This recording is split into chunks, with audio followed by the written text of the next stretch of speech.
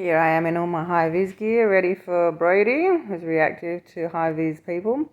Here I am across the road. It's going to be a bit of a bumpy ride because I had video sunglasses on.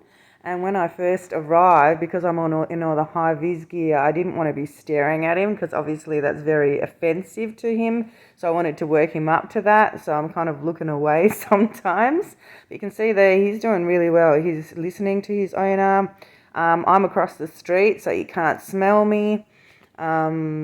He's doing really well. He's really relaxed. You can see his tail's nice and relaxed. He's not reactive. He's in the muzzle, obviously, like all our reactive dogs. They're in muzzles because it makes the owners a lot more confident. You know, if a dog does run up to them, nothing's going to go wrong. Or person in Brodie's case, because Brodie is people and dog reactive. He's an 8-year-old German Shepherd, and he's doing really, really well.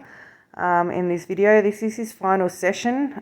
He's really intensely reactive around his house. He's very protective. So we wanted to work on this last. At this point, he's smelling the grass. I haven't been in that area, so I don't know what he's found there. But I start walking on their property because I wanted it to be as if, you know, like someone was checking their meter and stuff like that. And you can see I actually also walk, like I don't talk to her at all because obviously he'll recognise my voice. And I'm only texting her, giving her instructions that way. That's what I'm doing right at this point. And you'll see me also like moving differently to what I normally do. So instead of just walking casually, I actually stomp and I try and be a bit more threatening to the dog, and I often do a lot of arm movements and things. I really want to put the dog to the test at this final session to make sure that everything's done. And I mean, if there's some failure points in the last session, that's okay because it means the owner knows what they need to work on, right? So that's what I'm always trying to do in my training. I'm trying to find those failure points because in the real life, you're always going to get things that aren't expected. You can't just, have a dog around one dog and go, oh, look, this dog's around this one dog. It's not reactive. You have to have it around a multitude of dogs. All right, so here he's going to go on the place command.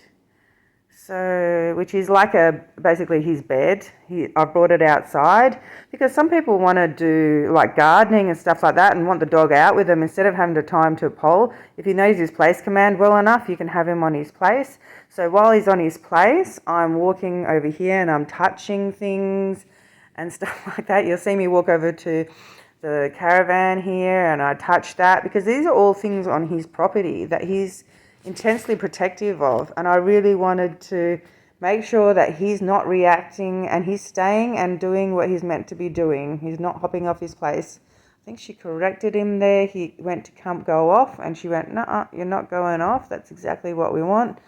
We want to basically we want to train obligation into him.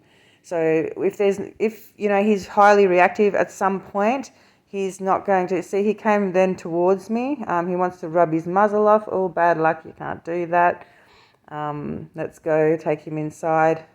I have to text her again because she thinks I want to put him back on place, but actually what I wanted was for her to take the place inside and do inside because I was really happy with what was going on out the front. In the last session that we had out the front, I had my dog Koji. He was pretty good. I mean, he let Koji walk straight onto his property and all that. He held the place. He popped off a little more than, I would have liked. And that's why I wanted to check it in this video, in this session. But he's doing really well. So she's read the message and I think she's going to go in.